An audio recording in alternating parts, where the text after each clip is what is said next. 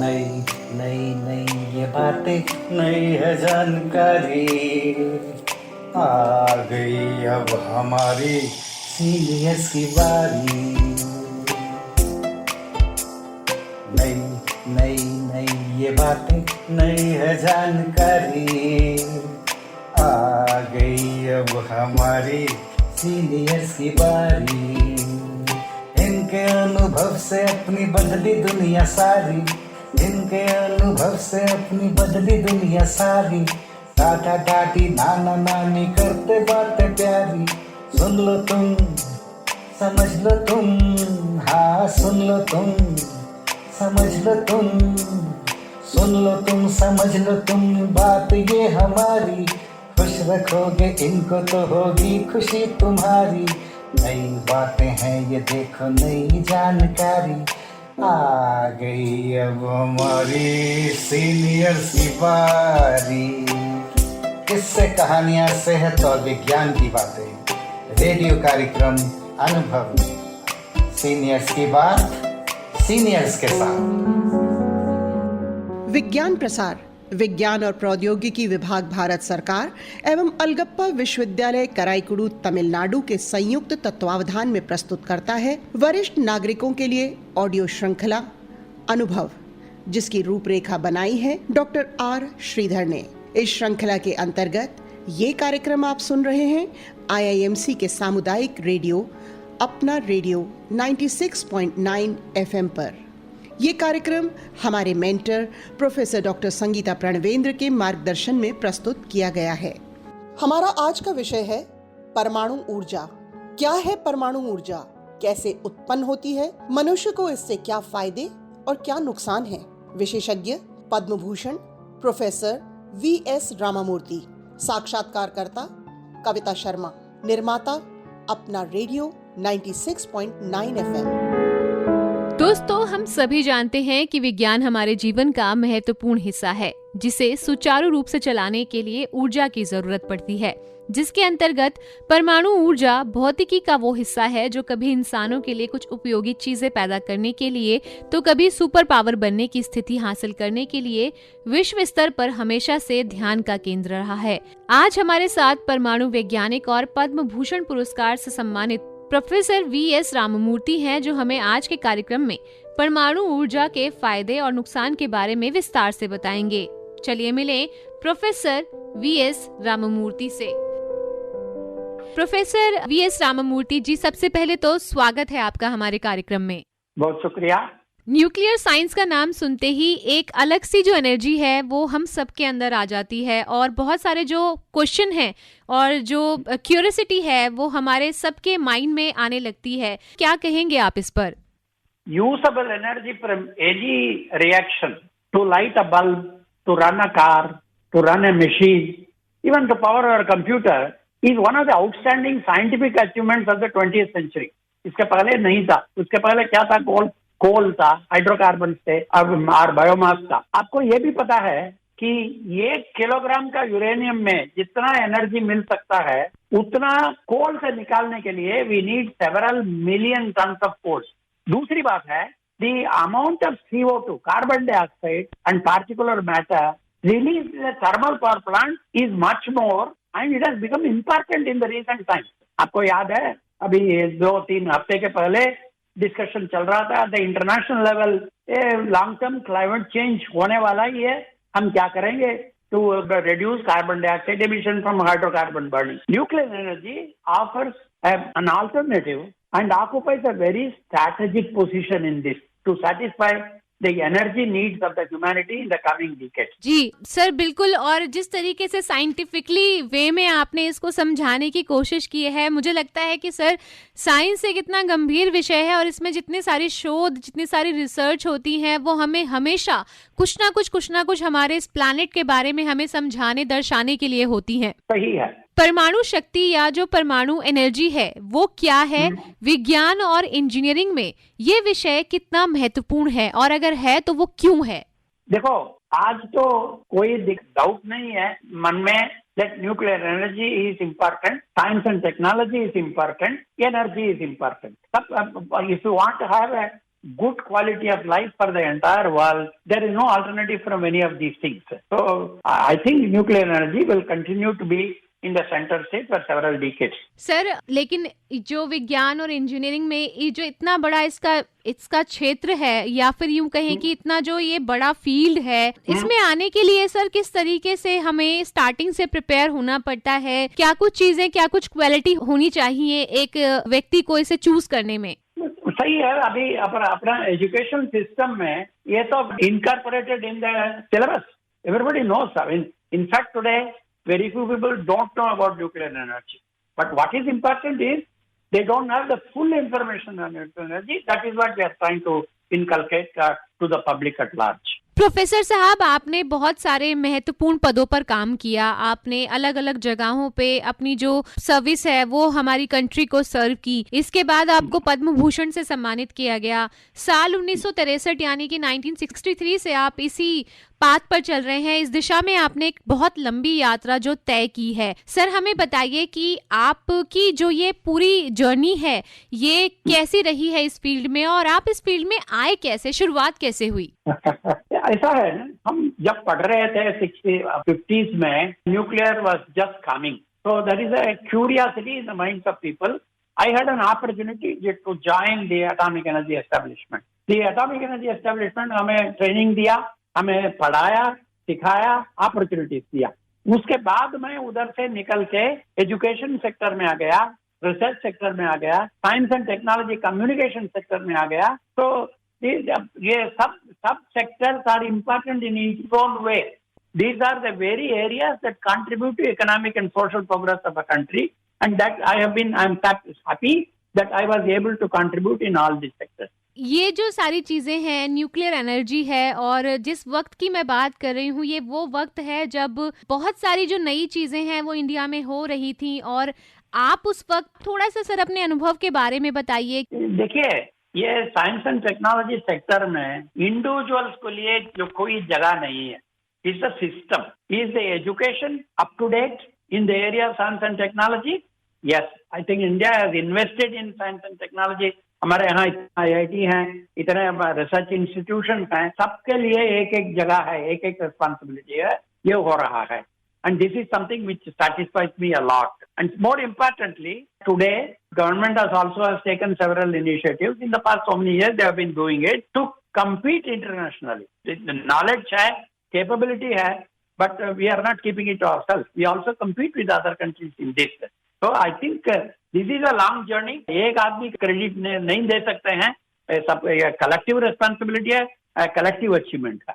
Professor साहब, आपने nuclear radiation detectors के नाम से पुस्तक लिखी है. इस किताब के बारे में हमें प्लीज बताइए कि आपने इसमें गीगर मूलर काउंटर जैसे आधुनिक परमाणु डिटेक्टरों के बारे में भी बात की है. अगर हाँ, तो इसकी क्या भूमिका है, इसकी क्या इमेज है, क्या होता है? ये पुस्तक लगभग 20 साल के पहले लिखा हुआ था, और बच्चों के लिए लिखा है. बच्चों मैंने college student, high school student के लिए लिखा हुआ था. And not only counters, in basic fundamentals of nuclear radiation detection. But आज ऐसा हो गया, there is no sector where there are no nuclear radiation detectors. अब मान लो हॉस्पिटल में पहुंच के एक पेट है. एक क्या है पेट है? It's a radiation detector based instrument, and every day it is changing, their capabilities are changing, use of this is changing. So radiation detector after 25 years has not gone out of use. On the other hand, their use has only increased in diverse sectors. मान लो आपको sterilization करने का है, मान लो wheat जैसा है, if you want to export it, it has to be sterilized at the port. How do you sterilize? Radiation sterilization. मान लो आपको एक इंडस्ट्रियल एप्लीकेशन है, like for example how to get rid of or clean municipal water, radiation technology में उसके लिए है. तो the use of radiation technology for day to day use has increase, and therefore the radiation detectors have also become more and more important. तो ये तरीके से हमारे पुस्तक आज भी रेलेवेंट है. देखिए, एक जो विजन होता है वो विजन बहुत जरूरी होता है. भले ही आपने ये किताब 20 साल पहले लिखी, लेकिन इसकी इम्पोर्टेंस आज भी है. और 20 साल पहले जब बहुत सारी चीजें नहीं थी, सुविधाएं उतनी नहीं थी, तब भी एक मानव का जो मस्तिष्क है, जो मन, जो दिमाग है, वो इतनी तेज रहा कि आपने उस वक्त में इतनी अच्छी पुस्तक लिखी. क्या कहेंगे इस पर सर कि हमें हर दिन नए नए शोध करने चाहिए और भविष्य को देख कर करने चाहिए? देखिए, और साइंस एंड टेक्नोलॉजी को इतना लंबा टाइम स्केल हो जाता है, 20 साल कुछ नहीं है, 20 साल इमीडिएट है, राइट। ये 100 साल का बात है। मान लो कोल का लेख लो, अब कोल was introduced first almost 100 years before. That coal can create problems was known 100 years before. It took 100 years to realize what the importance of this. तो 20 साल लंबा लगता है मुझे हर एक इंसान का एज देख के, बट कंट्रीज हिस्ट्री में 20 साल कुछ नहीं है। भारत के लिए जो पहला परमाणु बम परीक्षण है वो साल 1974 में राजस्थान के पोखरण में किया गया था। आप इस प्रयोग की डिजाइनिंग टीम के सदस्य थे। तब आपके लिए और देश के लिए ये कितना गर्व का पल था? अपनी कुछ यादों के बारे में हमें बताइए, क्योंकि ये भारत के लिए एक बहुत बड़ी उपलब्धि थी। हम तो इसके ऊपर इतना प्राउड हो रहे हैं तो बता नहीं सकता हूँ, बट एक आदमी दो आदमी का काम नहीं है। It's hundreds of people are involved in this, right? And you mentioned Abdul Kalam sir, Dr. Chidambaram was there in the 1974, and a huge team was present. I was a small nail in the whole thing. But on the other hand, we are all proud that it successfully took place. And don't forget, ये हम experiment इसके लिए नहीं कर रहे थे, किए थे हमको हमारे पास न्यूक्लियर वेपन है, नहीं। It was a demonstration of our capabilities in nuclear technologies. वो बनाने के लिए, वो इवेंट सक्सेसफुल होने के लिए मल्टीपल टेक्नोलॉजीज आर इम्पोर्टेंट। मान लो प्लूटोनियम चाहिए, मान लो उसको डिजाइन चाहिए, मान लो इसको इलेक्ट्रॉनिक कंट्रोल चाहिए, multiple technologies are involve in this, and this test was a demonstration of our capability in multiple technologies. And I also must tell you, at that time there was a focused effort by the nuclear weapon states to form an exclusive club and deny the technology to others, and this was a message to them, no, nahi ho sakta hai, several other countries also have the capabilities and should also be involved in such decisions, cannot have an exclusive club. This is the message which was to be sent at that time, and I think it was sent. ये India के लिए भी बहुत ज्यादा गर्व का विषय था जब दूसरी बार सर पोखरण में वापस इस पल को दोहराया गया, और बहुत सारी चीजें इसमें थी। जब साइंटिस्ट किसी भी तरीके का इस तरह का आविष्कार करने जा रहे होते हैं, कुछ भी नया ट्राई करने जा रहे होते हैं, सर प्रेशर तो जरूर आप लोगों पे होता होगा। प्लीज बताइए ना, उस प्रेशर को कैसे कम आप लोग करते हैं? प्रेशर ये हमारा खाना है। प्रेशर नहीं है तो साइंटिफिक अचीवमेंट नहीं होता है। I would not attach any special importance to the pressure. But on the other hand, it is a challenge which the scientific community took place, the political community took place, the engineering community, defense community took place, and it is a collective achievement of the whole country. So I would not give a specific credit to this group or to that group. Sir, जब पोखरण में ये operation हुआ तो उसका जो नाम है वो ऑपरेशन स्माइलिंग बुद्धा रखा गया। ऑपरेशन को ये नाम क्यों दिया गया था सर? क्या इसके पीछे कोई स्टोरी है? फ्रैंकली मुझे मालूम नहीं है, ऐसा तो वही नाम था वो टाइम पर। न्यूक्लियर एनर्जीज के साथ आप जुड़े रहे, इस दिशा में आपने काम किया। जब इंडिया ने एक सफल परीक्षण किया वापस से पोखरण में, तो वो मोमेंट जब कि बहुत सारी बड़ी बड़ी कंट्रीज जिनकी नजरें थी उनसे बच करके हमने इसका एक सफल परीक्षण किया, उस मोमेंट के बारे में बताइए सर, क्योंकि आप तो लगातार इस पर काम कर रहे थे। वो तो सही है। It's to the credit of our people. We are really proud that we were able to do it without letting others know about it. मेरे ख्याल से नेचर भी थोड़ा हेल्प किया। बोल रहे हैं, मुझे मालूम नहीं है, अब तो बोल रहे हैं वो टाइम पर, सही टाइम पर there was a storm which effectively closed the vision from the space. Right? वो तो God given assistance है। वो भी बोल रहे हैं वो वीकेंड के लिए जा रहा था, इसीलिए मिस कर दिया सिग्नल को। इसको मालूम है कि वो सही क्या है, स्टोरी क्या है, अभी मालूम नहीं है, मुझे भी मालूम नहीं है। सर, जिस तरीके से साइंस पर फिक्शंस फिल्म बनती हैं और एनिमेटेड मूवीज बनती हैं, सर मैं आपसे जानना चाहती हूँ कि क्या वाकई ऐसी मूवीज में सच्चाई होती है, या फिर साइंस मूवीज के जरिए अगर क्या ये एक सही वे है लोगों को जागरूक करने का, लोगों को बताने का साइंस के बारे में? जो बता रहे हैं वो सही है। हमारे कंट्री में वो साइंस का इंटरेस्ट जगाने के लिए, बच्चों के लिए, पब्लिक के लिए एक्टिविटीज बहुत कम है, और करना चाहिए, बट अब नहीं, अभी तक किए नहीं है। अभी स्टार्ट हो रहा है धीरे धीरे। No medium of communication, it could be film, it could be interview like this, it could be public game, it could be even some of the traditional forms of entertainment like puppetry and things like that. There are multiple methods of taking science to the common man. Which will succeed, which will not succeed, nobody can say. It will succeed in some group of people, may not succeed in some other group of people. But unfortunately, I do believe that we are not doing enough. So science popularization में हमारा effort बहुत कम है, इसे बढ़ाने का है. In the early years, it used to be removal of superstitions. That was early. Today, वो सही नहीं है. Today, what is important is we have to tell the people what technology is useful for them, how to make the best use of the technology, and what precautions they should take. इसका मतलब है science is not just popularization, not a removal of this, but science awareness creation. And awareness creation में दो side है. ये expert से public को नहीं जाता है, ये डायलॉग होता है. एक्सपर्ट एक साइड में, the public on the other side, ये डायलॉग होना चाहिए. ये बोलते हैं क्या होगा, वो बोलते हैं उसमें क्यों नहीं हो सकता, नहीं हो सकता है, कैसा हो सकता है, ये डायलॉग होना चाहिए. That change is taking place now. Professor V S Ramamurthy ji, क्योंकि जो ये कार्यक्रम है अब इसकी समय सीमा यहीं पर समाप्त हो रही है. हम इस चर्चा को आपके साथ सर अगले कार्यक्रम में भी जरूर शामिल करेंगे, आपसे मुलाकात करेंगे दोबारा. लेकिन अभी इस कार्यक्रम के लिए आप हमारे साथ जुड़े, बहुत बहुत धन्यवाद सर. Thank you. तो दोस्तों, परमाणु ऊर्जा के लिए अभी बातें और भी हैं. फिलहाल इस कड़ी में सिर्फ इतना ही. अगली कड़ी में फिर से मुलाकात करवाऊंगी आपकी प्रोफेसर वीएस रामामूर्ति से. लेकिन इस कार्यक्रम को समाप्त करने की मुझे दीजिए अनुमति. सुनते रहिए अपना रेडियो 96.9 FM. नमस्कार.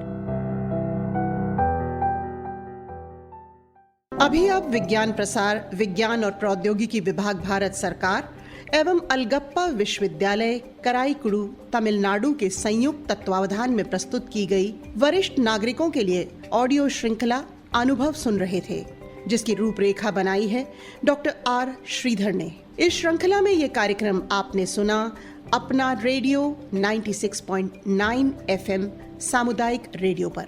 ये कार्यक्रम हमारे mentor professor doctor Sangeeta Pranvendra के मार्गदर्शन में प्रस्तुत किया गया.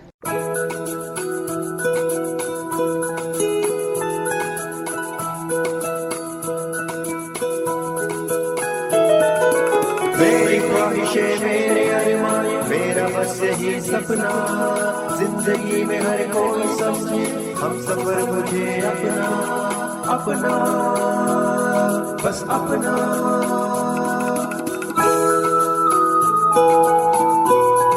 अपना रेडियो 96.9 FM. अपना, बस अपना.